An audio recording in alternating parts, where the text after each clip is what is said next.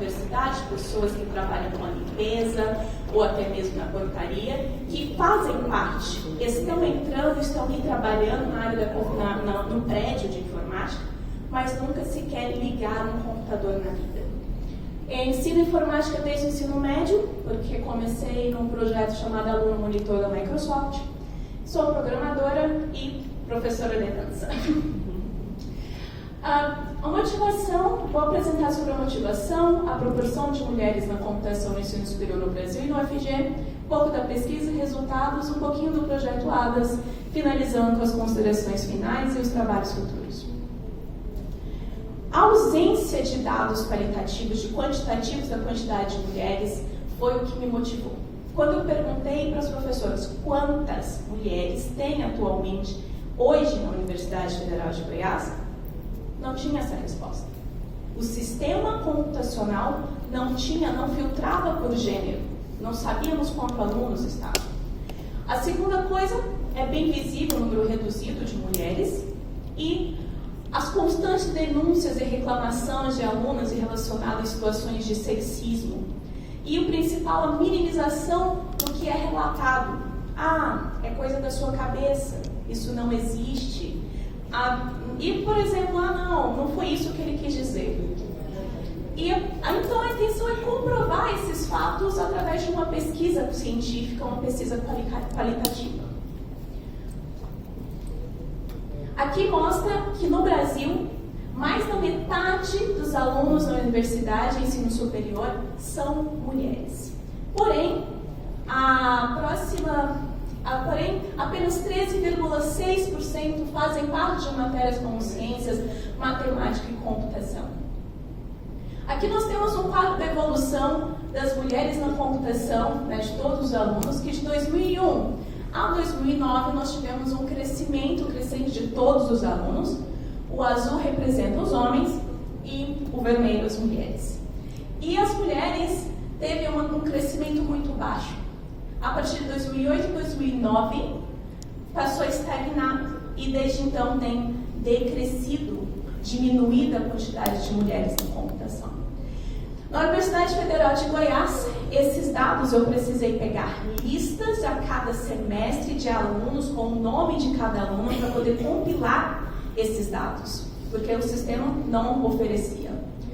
Nós estivemos acima da média nacional, essa é a média nacional mais escura e a média da UFG, apenas no ano de 2015.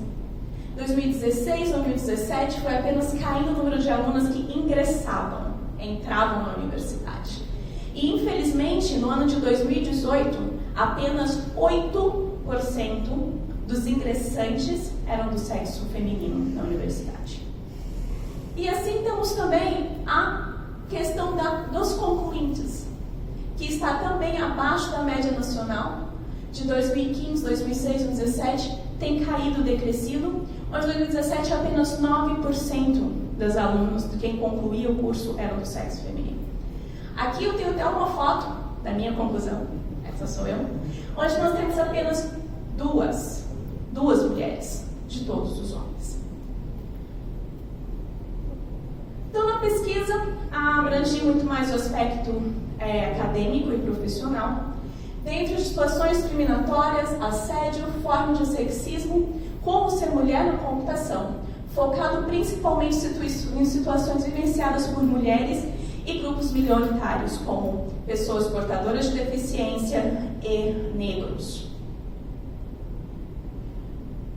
Foram 66 participantes, 18 do sexo feminino, 48 masculino e não binário, sendo 80% da universidade e 20% de pessoas externas à universidade, para que criaram um quadro comparativo.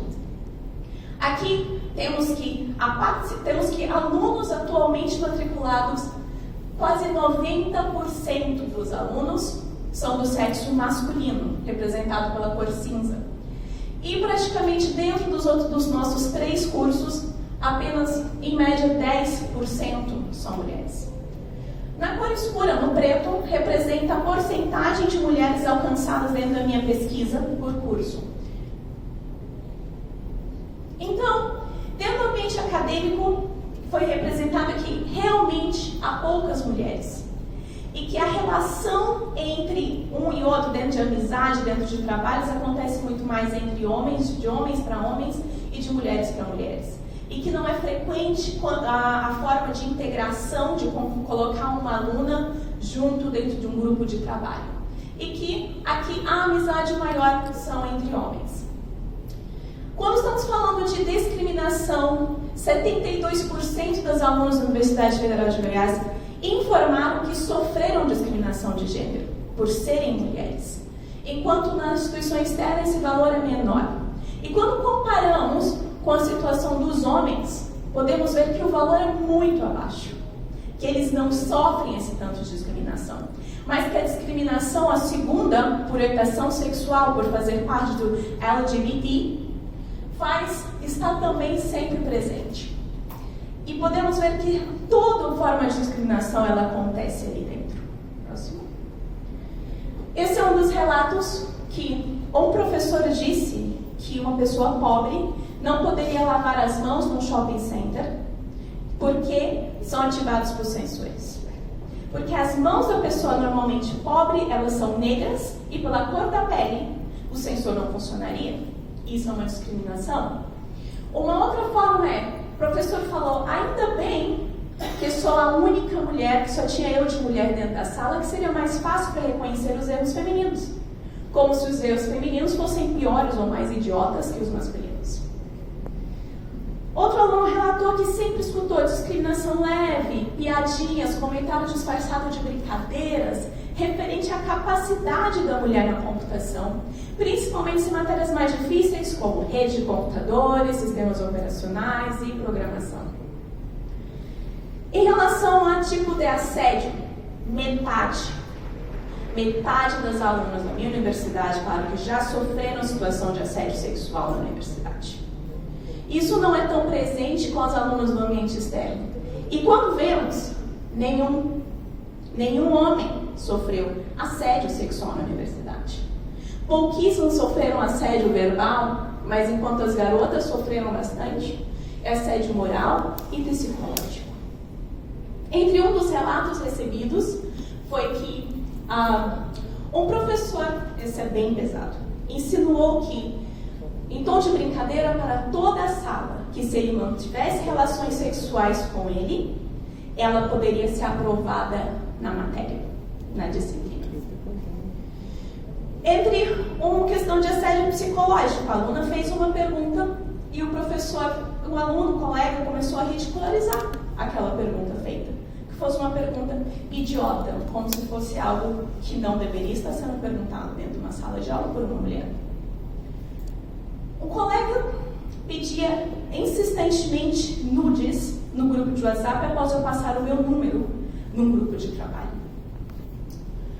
Então, ser mulher na computação, nós podemos aqui ver que essa aqui, na verdade, já é um momento do ambiente profissional. Nós não tivemos tanta participação de mulheres da área da profissão, mas mostra que ainda existe, sim, assédio sexual, verbal, moral e psicológico.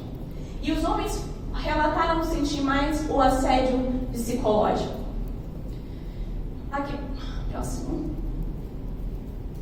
Dentro do ambiente profissional, mais uma vez, a discriminação de gênero está em 90%. 90% das mulheres relataram estar sofreram e que sofreram discriminação de gênero. Outras pela sua orientação sexual. Uma das coisas dentro da própria universidade, que um dos relatos recebidos, que a menina não é mais tão mulher por ser LGBT, por ser lésbica. Ou um professor estava falando na sala de aula sobre doenças sexualmente transmissíveis e olhou para um aluno LGBT e falou: "Você sabe do que eu estou falando?" Agora, as formas de sexismo encontradas, aqui eu vou falar um pouquinho, vou demorar um pouco, porque eu vou explicar cada parte. Porque dentro da minha pesquisa, a pessoa falou: "Olha, eu nem sabia que isso acontecia." Objetificação feminina é quando você define o corpo pelo corpo da mulher. Se ela é bonita, ela não é inteligente. Ou se está na computação, ela é feia, é burra, tem aquele estereótipo, aquele corpo daquela forma.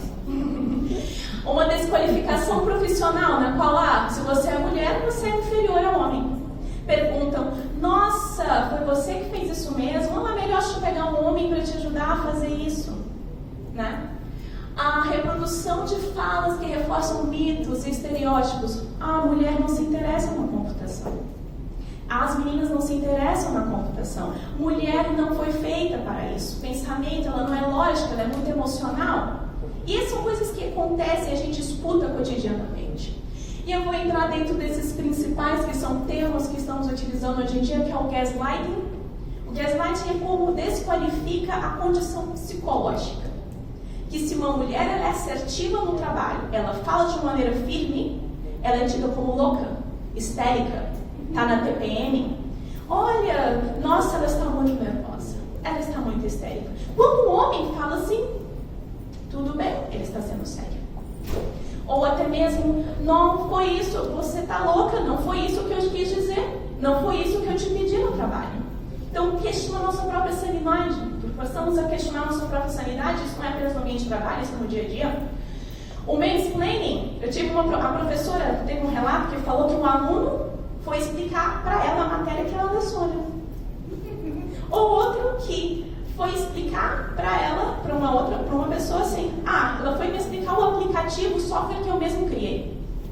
Então, o mansplaining está em diminuir a capacidade cognitiva das mulheres e explicar algo que você já sabe. Todos aqui são da computação, são da informática, e chega alguém falando e explicando para você aquilo que você já sabe, até mesmo para professoras. E o interrupting, na qual normalmente acontece numa sala de aula, quando uma aluna está falando, alguém interrompe, numa reunião, né, na qual é difícil manter a sua linha de pensamento. Isso não acontece com homens. Numa reunião, numa escola, numa reunião de trabalho. O slut shaming é aquela coisa que é pelo seu corpo também. Que a aluna, se ela é bonita, ela é inteligente, está dentro da objetificação. Mas nós temos uma piada que no Brasil, programa quer dizer a mesma coisa que um programa de, a hooker, fazer um programa sexual. E falam, quanto é o programa? Por quê? Porque programa é software e programa é uma coisa sexual e olha para uma mulher e pergunta, que é da computação, quanto é o programa? Na minha universidade fizeram uma camiseta escrito computaria ou computação. E no meio, puta. No meio, puta. Porque computação. E eu me recusei àquela camiseta, eu briguei, falei, o que é isso? Como eu, mulher, aqui vocês estão apresentando isso para mim, isso é slut shaming. E appropriation. Appropriation está muito relacionado a mansplaining, interrupting, que é quando numa reunião você está falando, você está apresentando uma ideia, e aí aquela ideia sua não é desqualificada. Vem um homem, explica aquilo que você falou em outras palavras, e toma o crédito daquilo. É o appropriation. No caso, Outra coisa acontece muito com chefes. Infelizmente, quando você tem chefe masculino de uma equipe, na qual você, como mulher, criou aquele programa, criou aquilo ali, e chega o chefe, apresenta mais para cima, como se ele tivesse feito. Apropria-se do trabalho de uma mulher. Por quê? Por causa de todos esses fatos, a desqualificação profissional, todo mundo vai acreditar. Porque ninguém acha, infelizmente, a maioria acha que você não é capaz daquilo. E no fim, a misoginia, que é o ódio puro por ser mulher. Um dos relatos que eu recebi foi assim, não acredito que vai ter uma mulher na sala. A sala ficou ruim agora. Ou até mesmo, vira para uma aluna e fala, nossa, você nem parece mulher para mim. Esses são os casos, aqui tem toda a porcentagem, podemos ver que é super alto. Então, dentro das palavras, mulher não sabe programar, foi você que desenvolveu isso, melhor chamar um homem que ajudar. Aposto que ela vai criar um aplicativo todo rosinha, todo fofo.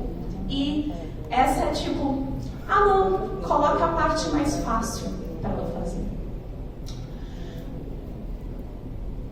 E por fim nós temos a síndrome da impostura. Essa síndrome pode ter com todas as pessoas, mas ela é forte entre as mulheres, que é aquela sensação de não importa quão grande, quão alto você alcance, você nunca vai ser tão capaz quanto o o outro quanto um homem. Por quê? Porque aqui, como esse relato nós temos há poucas mulheres na área da computação, a gente sempre tem a sensação de sermos inferiores. Mas a gente esquece que a proporção ela é desigual, que não tem a mesma quantidade de mulheres ali. Então, uma probabilidade maior de existir um homem acima da média do que uma mulher acima da média. Apenas por números.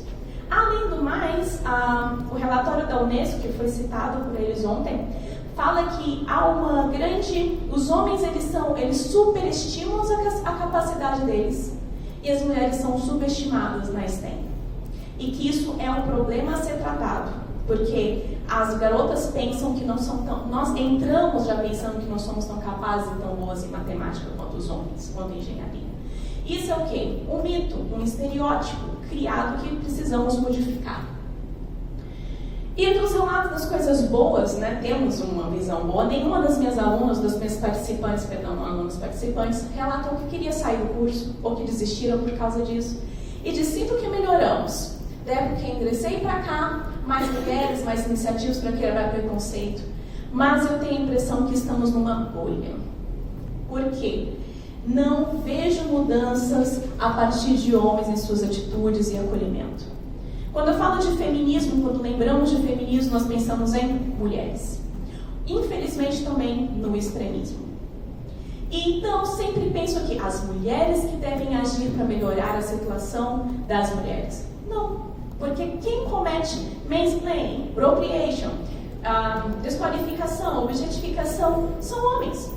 A maioria disso vem de homens. Então, quem tem que mudar a atitude em relação às mulheres, towards women, são os homens. Eles são o principal, eles são a maioria na computação. E são eles quem tem que começar também a participar. Por isso é muito bom ver tantos homens aqui nesse painel da gente. Eu recebi mais de 70 relatos, alguns muito fortes, alguns citando situações em que professores pegavam o telefone e assediavam alunas, perseguiam alunos e professores, nomes de professores que cometeram assédio. Eu sofri assédio dentro da sala de aula, na qual o professor, no meio da aula, tocou nas minhas pernas. E eu falei, não me toque. E depois o que eu escutei? Nossa, que exagero, não precisava disso tudo. Uma minimização. E há uma dificuldade muito grande de você recorrer aos meios. Então, o curso ele é difícil para todo mundo. Mas essas microagressões cotidianas para os grupos, tanto mulheres quanto minoritários, transformam um ambiente tóxico, um ambiente mais difícil de se conviver. E assédio sexual, as mulheres questionam as habilidades delas. E o principal, isso aqui é crime. É crime. E tem que ser levado a sério dentro da universidade. E não tem sido. Então, para finalizar, a visão continua sendo pautada de estereótipos. Percebe-se sim a quantidade inferior, percebe-se sim os problemas passados, porque esses relatos não vieram apenas de mulheres, a maioria dos meus participantes eram homens. É preciso assumir que esse problema existe. Parar de olhar, aqui houve muita apresentação bonita, nossa, as mulheres estão entrando, estão participando e tal, estamos incentivando, mas este é um problema que tem que ser resolvido. E não tem oferecido um ambiente igualitário. E além de igualitário, precisamos pensar em equidade, que é o quê? Entender as diferenças para promover a igualdade, porque nós somos diferentes mesmo, mas necessitamos de oportunidades iguais. E o principal é que, infelizmente, ignoram as denúncias e não criam uma maneira de facilitar o acolhimento por meio institucional ou até mesmo civil. As alunas são poucas e elas se sentem coagidas, têm medo de ter uma retaliação daquilo.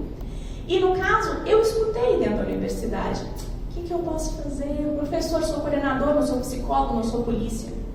Mas eu tentei fazer uma denúncia, é um processo muito penoso e difícil, e não acredita em você.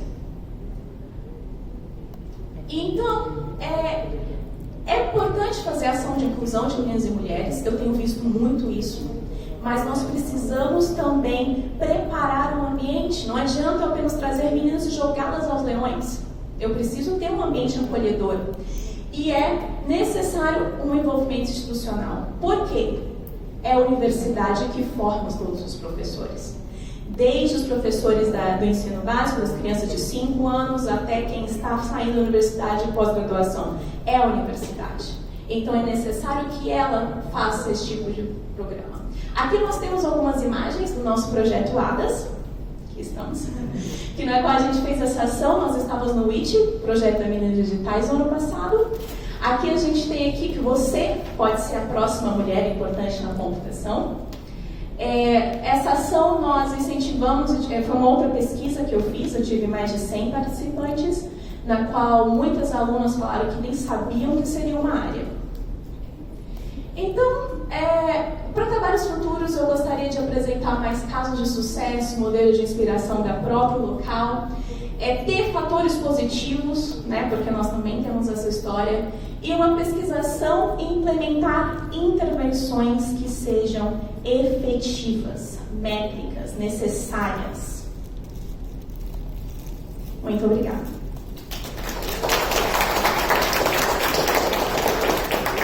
Perguntas?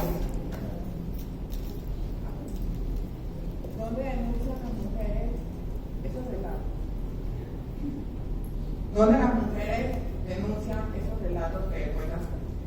Na pesquisa, no questionário online que responderam, né, elas tinham tinha a pergunta de sim ou não, concordo ou não concordo, deseja relatar o que você passou, e então elas colocaram o texto do que aconteceu, elas e eles aconteceu o que aconteceu. Para cada pergunta, para cada situação, seja de assédio, seja de discriminação, a cada pergunta relatava aquilo que se sentia confortável. Tivemos casos que falaram, nossa, eu passei por uma situação muito séria e eu prefiro não relatar.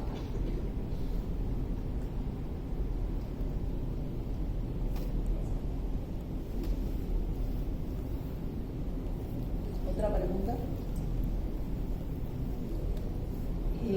¿Esas preguntas se le hicieron solo a los estudiantes o también se le hicieron a las profesoras compañeras en el ambiente laboral? A ação é um questionário anônimo. Então, eu não tenho como direcionar exatamente quem, mas eu sei que uma professora falou que disseram um aluno responder isso para ela. Era aberto a qualquer pessoa que entrasse no link e respondesse. Então, eu não tenho uma ideia de quem seja, se é realmente uma professora ou não.